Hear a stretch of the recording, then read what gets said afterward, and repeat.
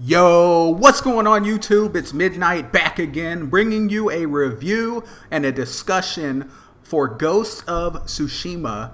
I played the director's cut on PS5.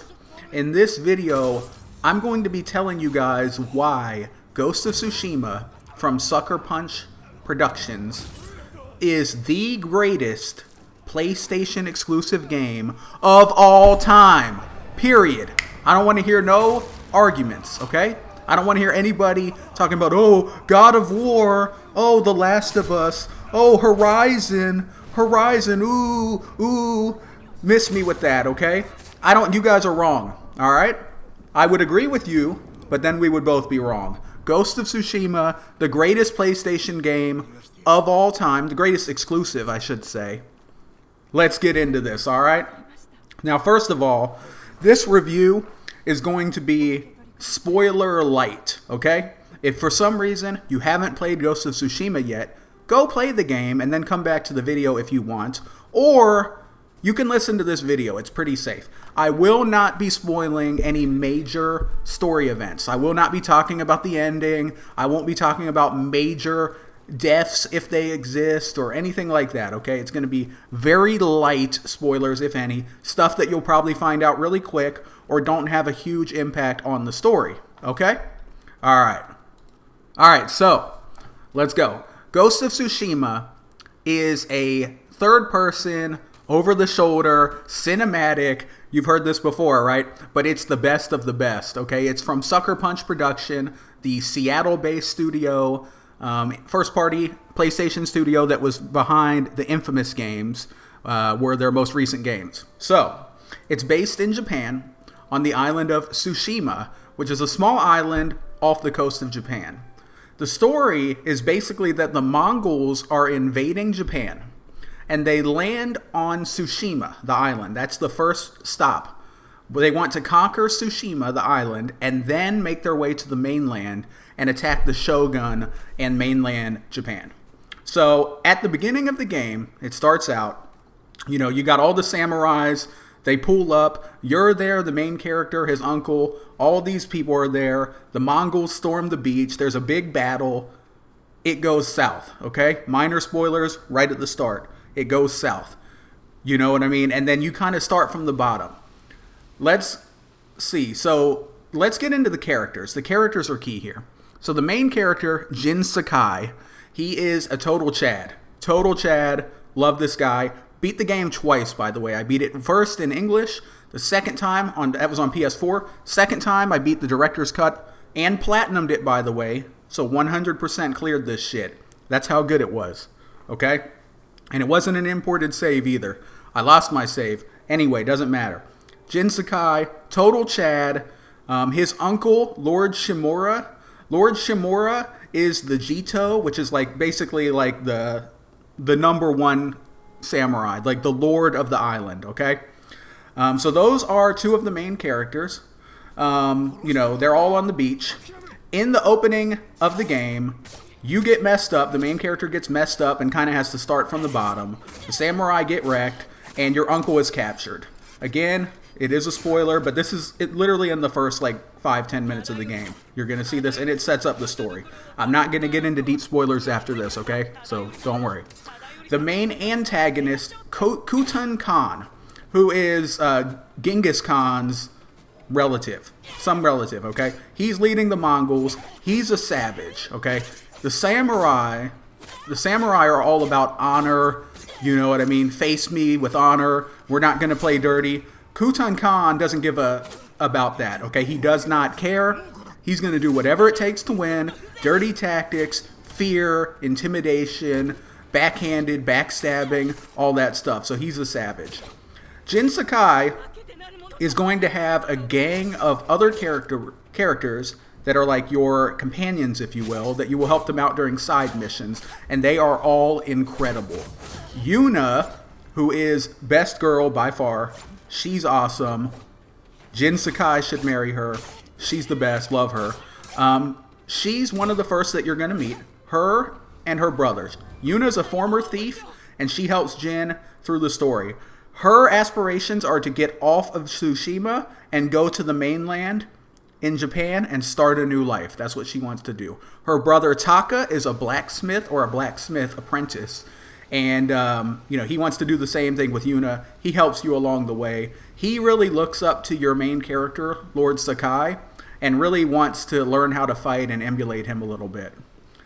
Next, we have Adachi, who is a female samurai. She's the wife of a samurai that you meet in the beginning of the game.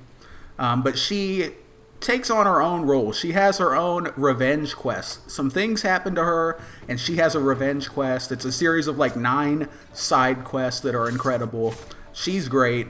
Then you have Ishikawa Sensei. He's an archer, the best archer on the island by far.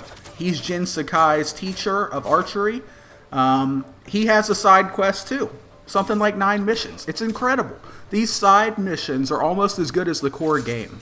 So, in his quest, basically, he had a pupil named Tomoe, female archer, and she basically betrayed him. She turns on him, and his whole missions is trying to find her, stop her, get revenge, and undo his wrongs. And there's deep elements there.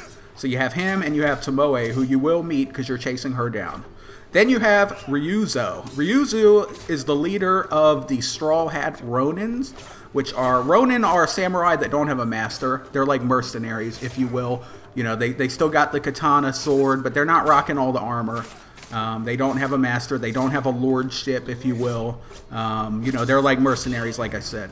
So he is Jin Sakai's childhood friend. And Jin Sakai, you're going to try to get Ryuzo and the Straw Hat mercenary, or Straw Hat,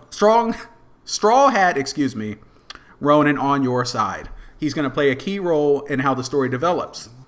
Kenji, the sake vendor. This dude is wild. He's funny. He's comic relief, but he has a good heart. He has a little mission. It's like 3 or 4. He plays roles. He shows up. The dude's wild, and he's always out there doing crazy stuff. Maybe not the most honest guy, trying to skim a little bit off the top, but he has a good heart. And then you have Yuriko. Yuriko is Jin Sakai's, not his mother, but kind of almost like his mother. She's a house servant. I don't know what it's called in Japan, but she's like the lady of the house, the servant of the house. Jin Sakai, your character, you lose your mother when you were very young, so you didn't hardly know your mother. Yuriko is like your substitute mother. And there is a short little quest with her. It's very powerful and emotional and awesome. She was great, and I really enjoyed her character. So those are the characters, and that's the main story. Basically, Jin is working with his allies. They're trying to rescue your uncle, retake the island of Tsushima, stop the Mongols, stop Kutan Khan, so that he cannot conquer Tsushima, and just as importantly, cannot take the war to the mainland and potentially overthrow the shogun and Japan as a whole. That would not be good, you know what I'm saying?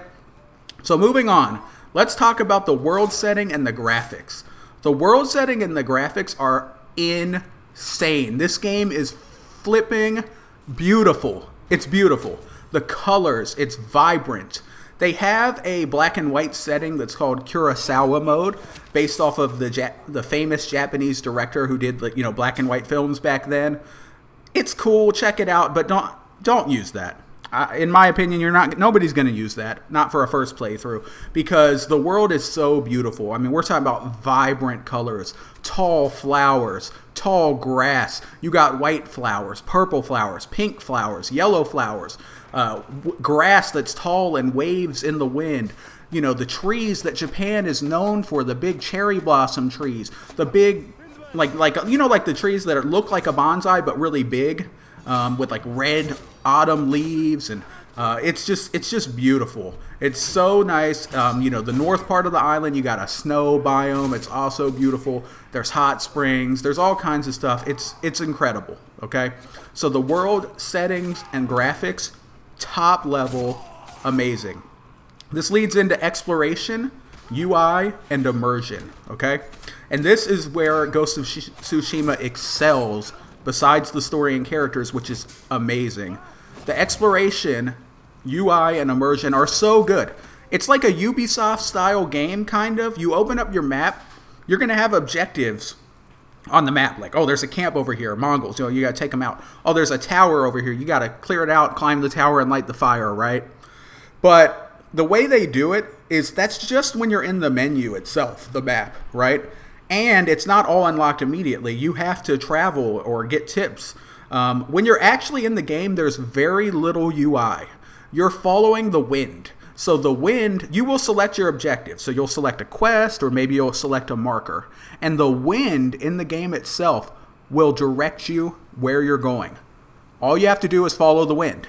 You'll see the wind breezing and blowing. You'll see the flowers moving in the direction, and that's where you go. And if you're ever confused on where to go, you can swipe up on the touchpad on the PlayStation, and it'll strengthen the wind. So you'll get a strong burst of wind with visible things clearly showing you what direction you need to go. Not hard at all. Okay? So it's just the immersion. You're going to be using your eyes. Rather than looking at a mini map or a whole bunch of icons everywhere that breaks your immersion, you're going to use your eyes. You may see a fire off in the distance. You can ride your horse or walk over to the fire and see what's going on. There might be a camp that's under attack, or some mercenaries burning stuff down, and you can help, and they'll thank you, and they'll give you a tip or a reward. You may see some steam rising, and if you follow and you go over to the steam, it's a hot spring, and you can get in the hot spring, which gives you a health boost, and Jin, the main character, will reflect on something that just happened in the story. So he'll be like, oh man, I remember when Ryuzo, my childhood friend and I, we did this as kids. That was great. Or the last mission that just happened, maybe something big happened. He'll reflect on that in the hot spring. It's so cool. Or you'll see these gold birds. You follow the gold birds, they'll lead you to a point of interest. They might take you to a place where you can write haiku. He's got bars. There's literal bars in this. You know what I mean? You could just write a haiku, and you get rewarded for that. You get like a little cosmetic item, and it's really cool. Also, there are these fox dens. You'll see a little tree, like a gold tree with a fox under it. You follow the fox. He leads you to a little shrine. You bow, pay respect at the shrine, and you get charms sometimes, or it strengthens the power of your custom charms. Then there's also these climbing temples. So there's these temples, or jinjas, they're called in Japan, where it's like a platforming or climbing puzzle. So you'll have the torii gates, like the little gates, and you follow that up the path, but eventually, for whatever reason, for gameplay's sake, it seems like the path up to the shrine is always busted and broken. So you'll have to use your eyes and the tools available to solve a little climbing or platforming puzzle. None of them are really that difficult. Just open your eyes. You'll see a spot where you can climb up. You'll see a part where you can jump and use your little hook thing to like swing across, and things like that. So you get to the top. Once you get to the top of the shrine, you do your little bow, and you're rewarded with a beautiful view, some wood, some very rare wood that you use to upgrade your bow weapon, and charms. Charms are something that you slot into your armor. There's a bunch of armor, bunch of charms that give you stats. So for example, you might slot an epic charm. I'm just going to call it an epic. The fancy charms into your armor, where you get double the resources, the supplies, the lumber, the linen and stuff, and iron when you pick up. That's a good one. Or you might get one where like killing enemies restores a bit of health. Stuff like that. And it'll customize how you play. There's stealth charms, where it makes it harder for enemies to see you, or they'll disengage sooner if you want to play stealthy. There's bruiser charms, where like you can do more shatter damage to break their guard and stuff like that. So very good. Let's go ahead and jump into the combat. This is a good place to jump into the combat now. Good segue. So the combat is awesome. There's multiple ways that you can approach. You can take the ghost approach, which is where you're kind of stealth, Assassin's Creed style. You can sneak in there, pull up undetected, assassinate enemies, take them out with a bow. You got two different types of bows that you can take out enemies silently with, or you can pull up and just sword them down, stab them with the little sword that the samurai have. You can jump on them from up top, and he'll put his katana just right into them. You get skills later where you can take out multiple enemies, like up to 3, I believe, with a quick assassination. Just boom, boom, boom. Very cool. Or you could pull up. Just like straight up OG style, samurai style. You pull up to the camp, You got your armor on, you got your sword, you're ready to go. You press up on the D-pad for a standoff, and he's like, come at me. And like literally, they'll come up to you. You hold the triangle key. He'll hold his sword. The enemy will be in front of you, flexing. They might feint at you like 3 times. Like you got to guess. And once they actually come at you, you release triangle. Boom, cuts them down. You can cut down 2, 3 people by default, and with skills and or different armor, you can cut down up to 5 people with just timing triangle to the speed of their attacks. And that's awesome. Once that's done, then you just throw down and start taking the camp out. So you got your bow, you got your swords. You also have ghost tools, like you can throw kunai, like the little knives at people. You can throw sticky bombs. You can throw like distraction things like bells, all kinds of stuff. In addition to that, there is also stances. So for the sword play, there are 4 main stances. There's also a ghost stance you get later, but that's just like a... You know, I've gone so long without taking damage, so now I get to be OP for a second. That's all that is. But the 4 main stances are to counter the different type of weapons that the enemies are going to be using. So you have a sword stance, which is mapped to X, because 2 swords crossing, makes sense. You use that to more easily break enemy swordsman's guard. That's good. You want to use that against sword. Then the circle stance is for shields. Makes sense. If they got a shield, you use that stance. You can do like a quick boom, boom, boom, boom, boom, 4 or 5 hit combo, break their guard, cut them up. Then the triangle one is for spearmen. Again, makes sense with the iconography. Use that to more easily kick and break a spearman's guard. And then the last one, square, is for brutes, because they're just big old square dudes. Those big hulking dudes, you use that stance, you can do more damage to them. So you're going to be quickly switching your stance if you're good, and if you want to have the most success. Like you'll kill a shield guy. Your next guy is going to have a spear. You're going to quickly, do the right trigger and then press triangle, pull out your spear stance, mess them up, etc. So the combat is awesome. It's fluid. You can either do a parry, like a Sekiro-style parry, which is very satisfying. If you time it perfectly, then you can get a big strike in. Or you can dodge and then also counter-strike. So there are definitely ways that you can approach the combat, and it's really satisfying. Next, we have the RPG light elements. This game is not an RPG, but it is RPG light. There are no levels, but you increase your reputation and get skill points as your reputation in the island goes up. And you can put those skill points in a vast tree. There's 3 different big menus. You improve your stances and abilities. You improve your ghost weapons. You improve your archery. You improve your exploration. Like you can have the wind. You can put a point in to have the wind direct you to haiku spots or hot springs. So you select that and it'll just take you to the nearest one. Very cool. So there's a lot of stuff you can do there. You can upgrade your weapons and armor at little towns and villages that you've saved using resources that you've found in the environment. So that's dope.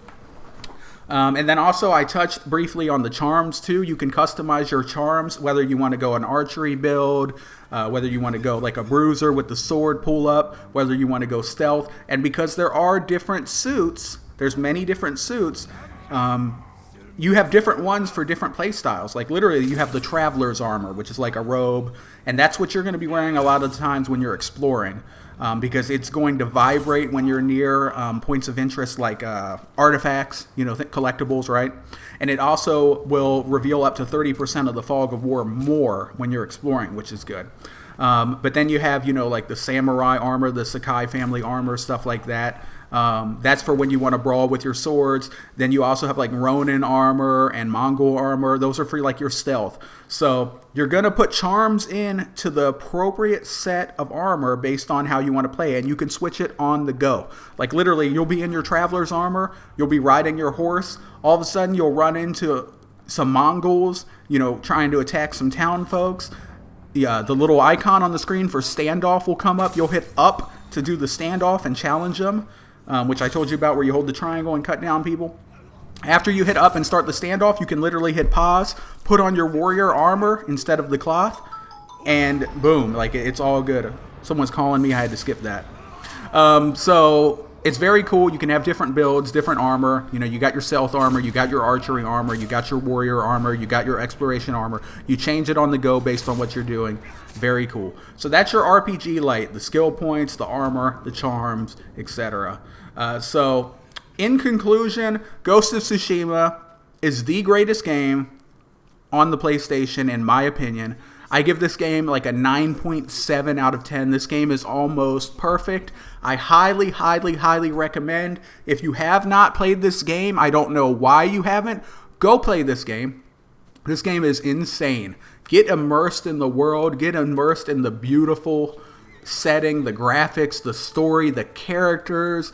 Do all of the little side missions with your crew. You will love them. They are great, and you will miss them when the game ends, trust me.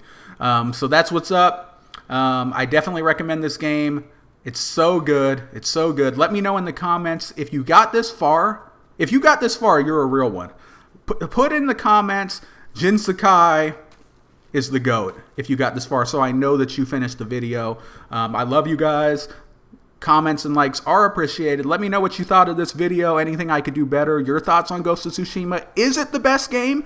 Am I wrong? What's better and why? Let me know. I mean, I'm not wrong, but maybe you can convince me. All right, I hope you guys have a great day. Thanks for watching. Peace out.